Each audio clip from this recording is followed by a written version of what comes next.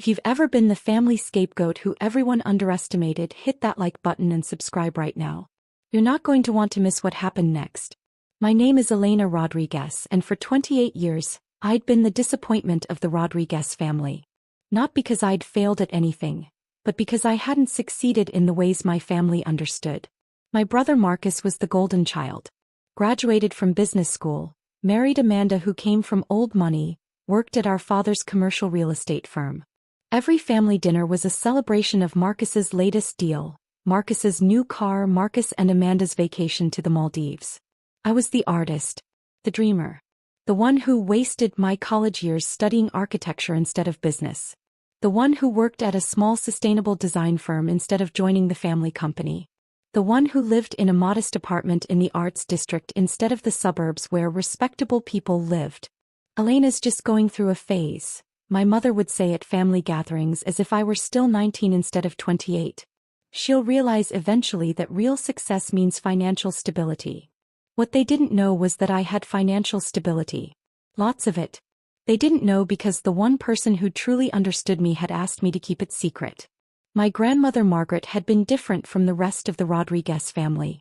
While they worshipped money and status, she'd valued creativity, integrity, and independence.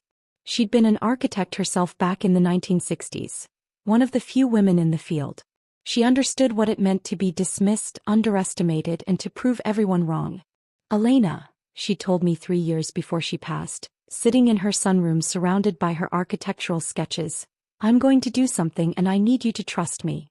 I'm going to transfer my properties to you, all 12 of them. But I don't want anyone to know yet. I'd been shocked. Grandma, those properties are worth millions. Exactly.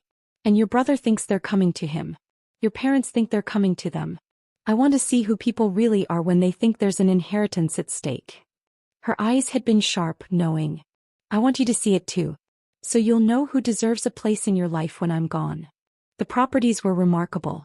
Grandma Margaret had bought them strategically over 40 years. 8 residential buildings in gentrifying neighborhoods, 3 commercial spaces in the downtown arts district, and a historic building she'd restored herself. Together, they generated approximately $147,000 in monthly rental income. We'd worked with her attorney, David Chin, to transfer everything into a trust with me as the sole beneficiary.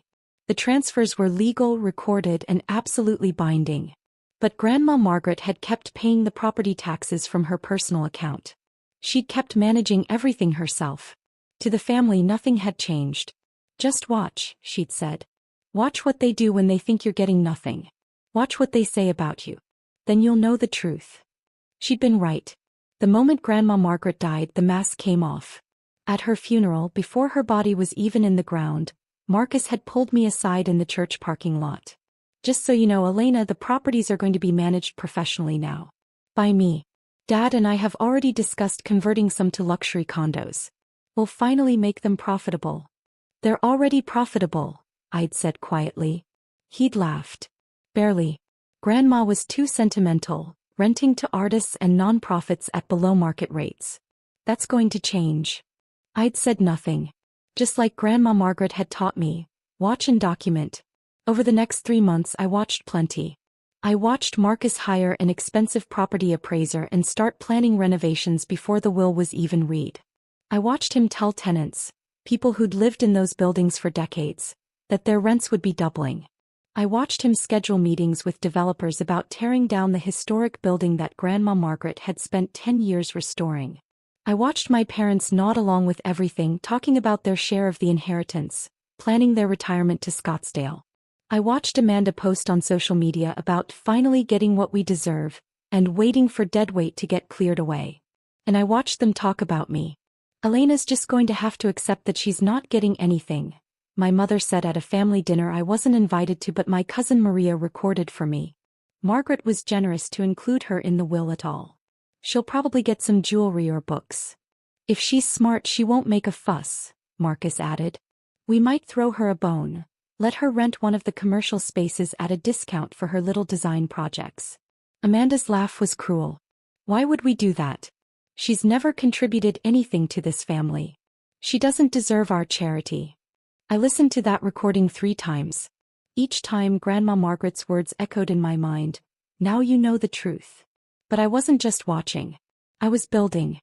What my family didn't know was that I hadn't just been playing artist for the past 10 years. I'd been creating something extraordinary. My small sustainable design firm was called Verde Architecture, and I was the founder and principal architect. We specialized in adaptive reuse, taking old, forgotten buildings and transforming them into sustainable, beautiful spaces. In the past 5 years, we'd completed 18 major projects across 3 states. Our revenue last year? $8.3 million. My personal income? $340,000, not including the rental income from Grandma Margaret's properties. I'd been featured in Architectural Digest twice. I'd won the National AIA Young Architects Award. I'd been invited to speak at conferences in Barcelona, Tokyo, and Toronto. But I'd done it all quietly. I used my mother's maiden name professionally, Elena Reyes instead of Elena Rodriguez. I didn't post about my success on social media. I drove a 10-year-old Honda Civic. I kept my modest apartment even though I could afford much better. Why? Because Grandma Margaret had taught me to value the work over the recognition. And because I'd wanted to see exactly what she wanted me to see, who my family really was when they thought I had nothing. The rental properties Grandma Margaret had left me weren't just valuable, they were perfectly aligned with my work. 3 of the residential buildings were in neighborhoods where artists and young families were being priced out. The commercial spaces housed a ceramic studio, a community theater, and a non-profit arts education center. The historic building contained 6 affordable live-work spaces for emerging artists. For 3 years I'd been working with David Chin to not just maintain these properties but improve them. We'd added solar panels. We'd upgraded insulation and windows. We'd created a rent stabilization program that protected long-term tenants. We'd established a scholarship fund for young artists who couldn't afford studio space. The properties now generated $147,000 monthly, $1.76 million annually, while providing affordable housing and creative space for over 200 people. Marcus's plan to convert them to luxury condos would destroy all of that. It would displace every single tenant. It would erase Grandma Margaret's legacy. It would also be completely illegal since he didn't own the properties. Drop a comment and let me know where you're watching from tonight. The estate meeting was scheduled for October 15th, exactly 4 months after Grandma Margaret's death. David Chin had been legally required to wait through the probate period, even though the properties had already been transferred years earlier. I'd asked David not to tell Marcus about the transfers yet. "I want to hear what he plans to do," I'd explained. "I need to document his intentions." David had been reluctant but he'd agreed. "Just remember, Elena, this is going to be ugly." He had no idea how ugly. The meeting was held at Marcus's house, a 6,000 square foot McMansion in the suburbs that he and Amanda had bought with money from my father. The formal dining room had been set up like a boardroom with Marcus at the head of the table. Present were Marcus and Amanda, my parents Robert and Patricia, my Aunt Linda and Uncle James, David Chin and me. I'd arrived exactly on time, carrying my laptop bag and wearing one of my usual outfits. Jeans, a simple blouse, minimal jewelry. I looked like exactly what they thought I was. The poor relation who'd be grateful for whatever scraps they threw me. Marcus was wearing a custom suit. He had documents spread across the table. Property valuations, renovation estimates, development proposals. He'd clearly spent weeks preparing this presentation. "Thanks for coming, everyone," he began, standing at the head of the table like a CEO addressing his board. "I know this has been a difficult time, but Grandma Margaret would want us to handle her estate professionally and profitably." My mother nodded approvingly. Amanda was recording on her phone, probably planning to post about the big inheritance later. "David has finalized the probate process," Marcus continued, gesturing to the attorney. "Everything is in order. As executor of the estate and Grandma Margaret's oldest grandson, I've taken the liberty of developing a comprehensive plan for the properties." He clicked open a PowerPoint presentation. The first slide read, "Maximizing the Margaret Rodriguez estate, a development opportunity." I felt my jaw tighten, but I kept my expression neutral. I opened my laptop, appearing to take notes. Actually, I was recording everything, audio and video, through a discrete camera in my laptop bag. Marcus walked through his plan. Convert 8 residential buildings to luxury condos. Evict all current tenants. Sell the commercial spaces to a developer who wanted to build a boutique hotel. Demolish the historic building and sell the land. Projected profit, $43 million. Of course, Marcus said, smiling around the table. This will be split among the family members named in the will. Dad and Mom will receive 40%. Linda and James 20%. I'll retain 30% as executor and project manager and... He paused, looking at me with something between pity and contempt. Elena, Grandma left you her jewelry collection and her architectural books. We've had them appraised at approximately $15,000. You'll receive that in cash, since we assumed you wouldn't have space for the physical items in your apartment. The room was silent. Everyone was watching me, waiting to see if I'd cry or protest or beg for more. I smiled and closed my laptop. That's very generous, I said quietly. Can I ask a question? Marcus looked surprised that I wasn't fighting. Of course. These tenants you're planning to evict, have you notified them yet? No, but we'll begin the process next week. 60 days notice, everything legal. And the historic building, you're planning to demolish it? It's not profitable, Elena. Sentiment doesn't pay the bills. I nodded slowly. I see. And you've verified that you have legal authority to do all this. Marcus's smile became condescending. I'm the executor of the estate, Elena. I have complete authority. David, I said, turning to the attorney, is that accurate? David Chin cleared his throat. He looked uncomfortable but professional. Actually, Marcus, I need to clarify something important. The preparation for this moment had taken 3 years. 3 years of watching, documenting, and building an ironclad case. Let me tell you what I'd been doing while Marcus planned his luxury condos. First, I'd worked with David Chin to ensure every aspect of the property transfer was legally bulletproof. We had original transfer documents signed by Grandma Margaret and witnessed by 3 independent parties. Recorded deeds at the county recorder's office, time-stamped and certified. Trust documents establishing me as sole beneficiary. Property tax records showing continuous ownership. Title insurance policies in my name. Bank accounts in my name receiving all rental deposits. Second, I documented everything Marcus had done since Grandma Margaret's death. Emails to tenants threatening rent increases and evictions. Contracts he'd signed with developers, using forged authorization. Money he'd spent from the estate account on preliminary planning, $47,000 so far. Conversations where he'd explicitly stated his plans to get rid of the deadweight tenants. His social media posts about the inheritance. Text messages between him and Amanda discussing how much they'd profit. Third, I'd hired my own investigator, a former FBI forensic accountant named Margaret Wu. She discovered that Marcus had been doing more than just planning. He'd taken unauthorized loans using the properties as collateral, $230,000. He'd collected rent payments over the past 4 months and deposited them in his personal account, $588,000. He'd filed fraudulent tax documents claiming ownership of the properties. He'd signed contracts with developers that included $150,000 in consultation fees, paid directly to him. Total amount Marcus had stolen or committed to spending, $1,015,000. All of this was documented in a 147-page investigative report with bank statements, forged documents, and email evidence. Margaret Wu had also identified potential federal charges: wire fraud, identity theft, and filing false tax documents. Fourth, I'd protected the tenants. I'd quietly visited each property, introduced myself as the actual owner, and assured them their leases were safe. I'd had David Chin send formal letters guaranteeing their tenancy rights.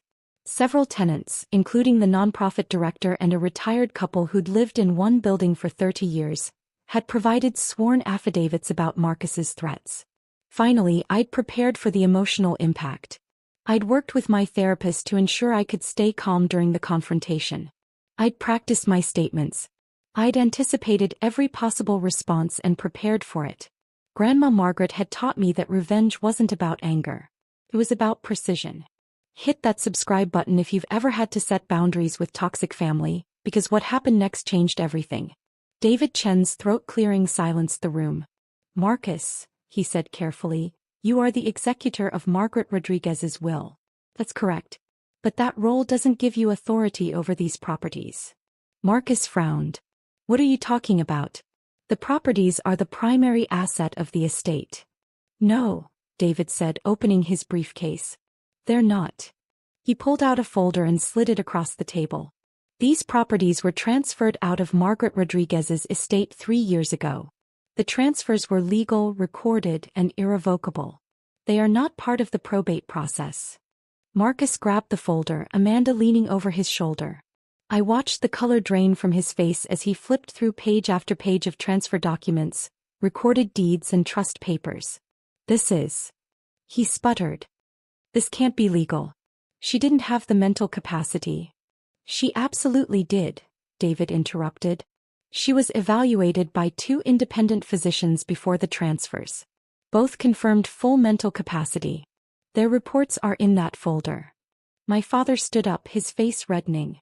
Who did she transfer them to? Linda? James? No, I said quietly, and everyone turned to look at me. I opened my laptop and pulled up a document on the screen. She transferred them to me. The room erupted. What? Amanda shrieked. That's impossible, my mother shouted. Marcus was shaking his head violently. No. Oh, this is fraud. You manipulated her.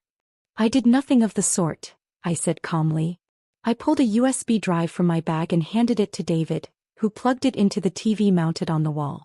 The screen filled with a video, Grandma Margaret, sitting in David Chen's office, clearly alert and healthy.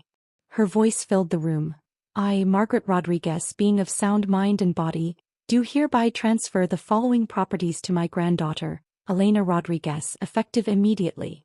I make this decision freely without coercion, because Elena embodies the values I hold most dear: integrity, creativity, and compassion. She will protect these properties and the people who depend on them, which is something I cannot trust anyone else in my family to do. The video continued for 10 minutes. Grandma Margaret listed every property, explained her reasoning, and directly addressed potential challenges to her mental capacity. I know Marcus will claim I was confused or manipulated, she said, looking directly into the camera. I am neither. I'm simply choosing to leave my legacy to someone who deserves it. When the video ended, the room was silent except for my mother's sobbing. Then Marcus exploded. This is bullshit. You're a nobody, Elena. You work at some hippie design firm making poverty wages. You can't even manage your own life, let alone 12 properties worth millions. Actually, I said and pulled up another document on my laptop. Let me clarify a few things. I turned the screen so everyone could see. It showed the Verde Architecture website, with my photo prominently displayed as founder and principal architect. I don't work at a design firm. I own one. Verde Architecture generated $8.3 million in revenue last year. I personally earned $340,000, not including the $1.76 million annual income from Grandma Margaret's properties. My mother's mouth fell open. I clicked to the next slide, a photo of me receiving the AIA Young Architects Award.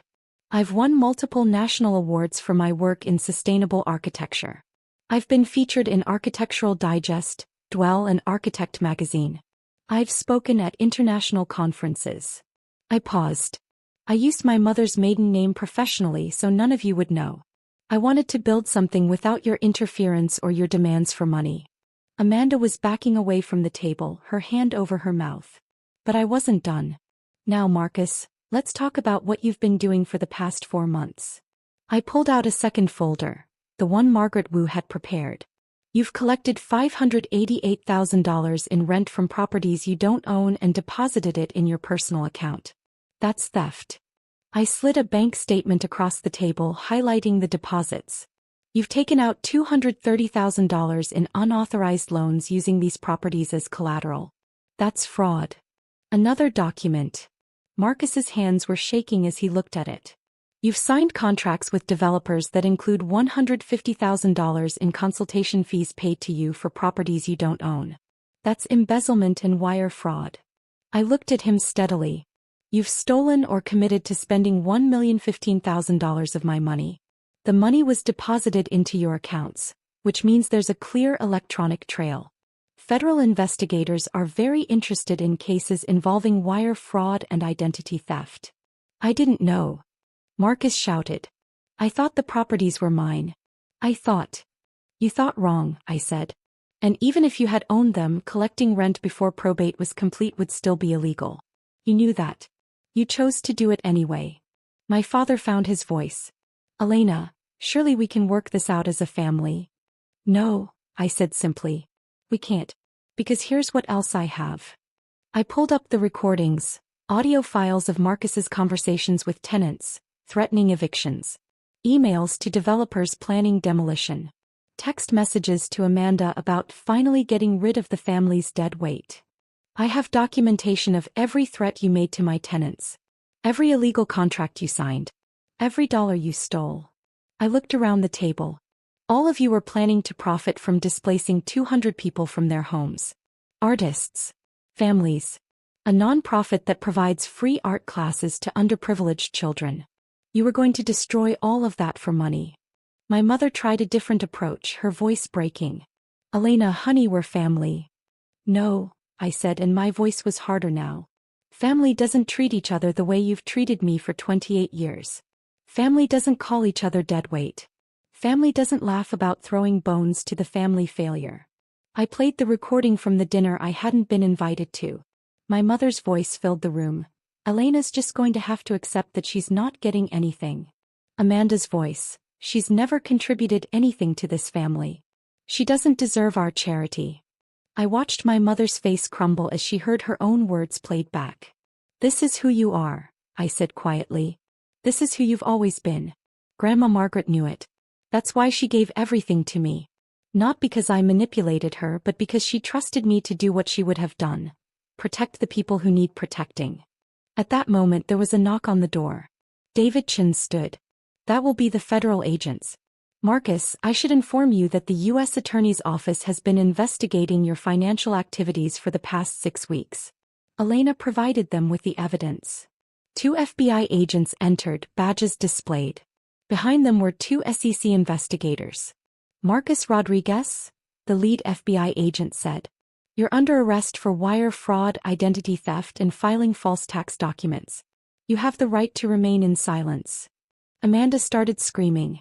My mother collapsed into her chair. My father just stared at me, shock and disbelief on his face. As they handcuffed Marcus, he looked at me with pure hatred. You destroyed me, he hissed. No, I said. You destroyed yourself. You just assumed I'd never fight back. The agents led Marcus out. Amanda ran after them, sobbing. The room fell into chaos. My mother crying, my father shouting at David Chin, my aunt and uncle sitting in stunned silence. I calmly packed my laptop into my bag. Elena, my father said, his voice dangerous. You're making a mistake. We're still your family. You can't just. I can, I said. And I am. You're all removed from my life, effective immediately. Don't contact me. Don't come to my home. Don't try to explain or apologize. We're done. You'll regret this, my mother screamed through her tears. You'll be alone. I paused at the door and looked back at her. I'm not alone, Mom. I have people who love and respect me. I have business partners who believe in me. I have tenants who sent me cards thanking me for protecting their homes. I have colleagues who value my work. I have friends who've been documenting your behavior for years. I smiled. What I don't have is family who treats me like garbage while expecting me to be grateful for it. You're heartless. Amanda shouted from the doorway. Marcus made one mistake. One mistake. I pulled out my phone and showed her Margaret Wu's report. Page 47 details how Marcus has been embezzling from the family business for 3 years. Page 73 shows his gambling debts totaling $340,000. Page 89 documents his affair with his secretary, which you might want to read. Amanda's face went white. She snatched the phone, scrolling frantically through the report. I took my phone back. The affair details are on pages 89 through 104. There are photos. I'll email you the full report. I walked out, leaving Amanda standing frozen in the doorway.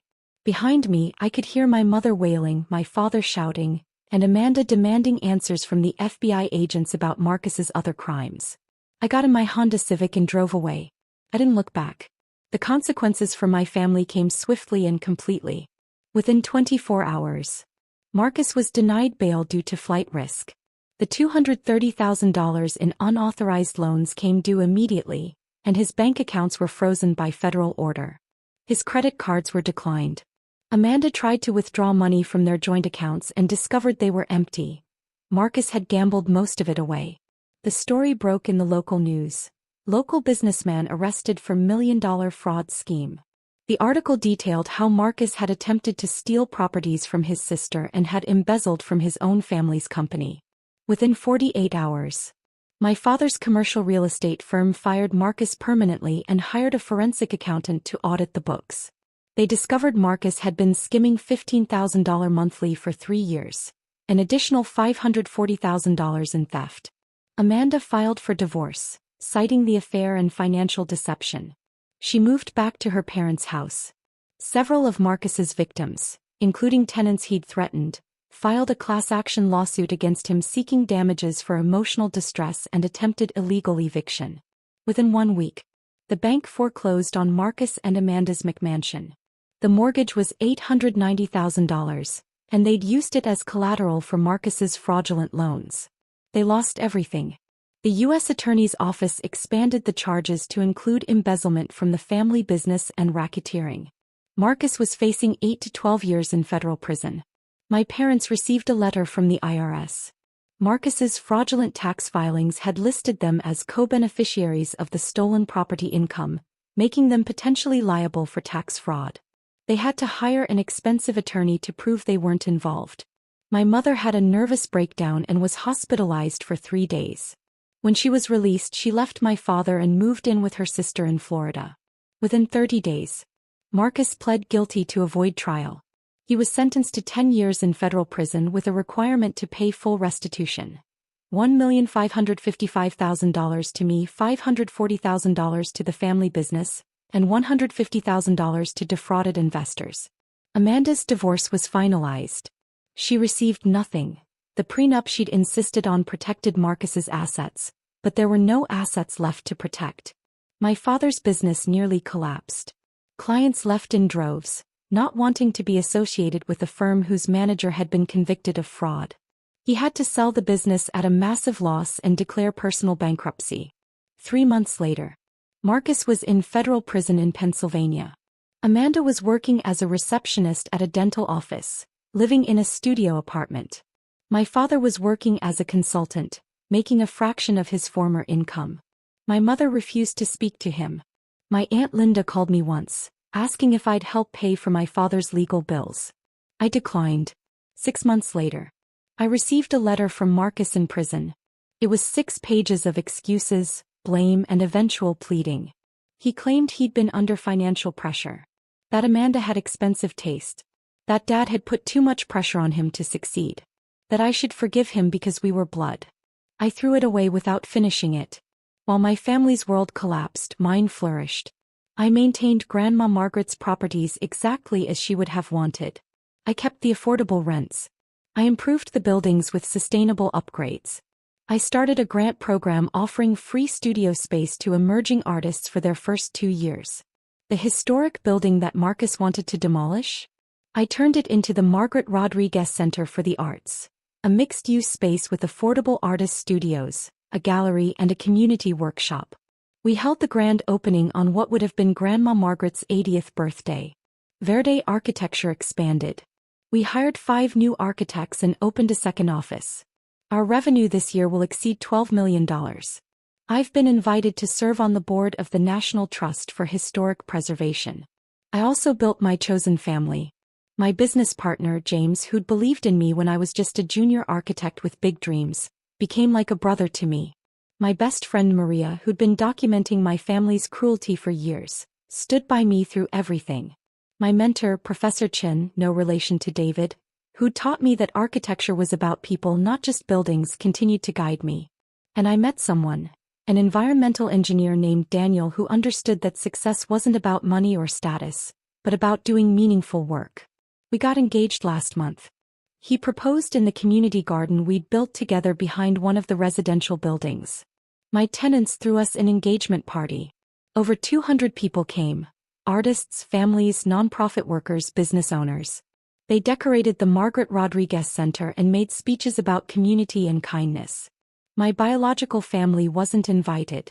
I think about Grandma Margaret often. She'd wanted me to see the truth and I had. But she'd also taught me something more important. That family isn't about blood.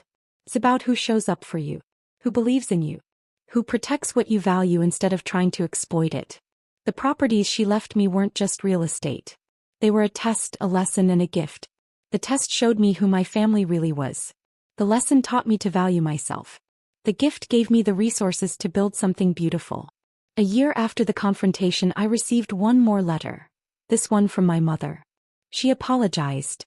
She said she'd been wrong, that she'd let status and money corrupt her values, that she wanted to rebuild our relationship. I considered it carefully. I talked to my therapist. I discussed it with Daniel and Maria and James. Then I wrote back, I accept your apology, but I'm not interested in rebuilding a relationship. You taught me that family bonds aren't sacred, they're earned. You didn't earn them. I hope you find peace, but you'll find it without me. I meant it. Sometimes people ask if I regret how things turned out. If I wish I'd handled it differently. If I feel guilty about Marcus being in prison or my parents' business failing. I don't. They made their choices. They chose greed over integrity. They chose status over kindness. They chose to exploit and dismiss me, and when that backfired, they chose to blame me instead of taking responsibility. I chose differently. I chose to protect what mattered. I chose to build instead of destroy. I chose the people who deserved my loyalty. Grandma Margaret was right about everything. She knew exactly what would happen and she trusted me to handle it. I wake up every morning in a home I designed myself, next to a man who loves me for who I am, knowing that my work provides housing and opportunities for hundreds of people. I manage properties that honor my grandmother's legacy. I run a business that creates beautiful, sustainable spaces. My brother wakes up in a federal prison cell, serving 10 years for crimes he committed out of greed and entitlement. That's not revenge. That's just consequences. And consequences, as Grandma Margaret would say, are the best teacher of all. If you've ever had to walk away from toxic family to save yourself, tell me your story in the comments. What would you have done in my situation? Does any of this feel familiar? Because if you've been there, if you've ever been dismissed, exploited, or underestimated by the people who were supposed to love you unconditionally, I want you to know something important. You're not alone. You deserve better. And sometimes the family you build is stronger than the family you're born into. Grandma Margaret taught me that. And now I'm teaching it to every young person who rents studio space at the Margaret Rodriguez Center, every family living affordably in her buildings, every artist who gets a chance because someone believed in them. That's the legacy she left me. Not just properties and money, but the courage to demand better and the wisdom to build something that lasts. And that's worth more than any inheritance.